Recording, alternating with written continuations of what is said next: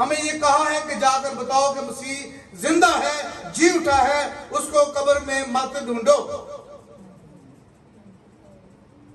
तो ये बातें 11वीं आयत में लिखा है, ये बातें उन्हें कहानी सी मालूम हुई। क्या मालूम हुई? कहानी सी मालूम हुई। ग्रीक में लेरोस, सिली नॉनसेंस,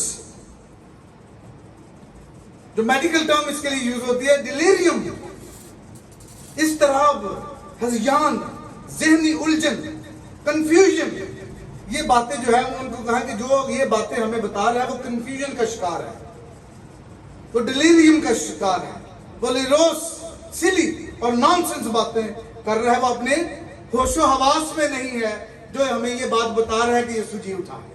कैन यू इमेजिन कि ये शागिर्द इस बात को बयान कर रहे हैं या समझ रहे हैं।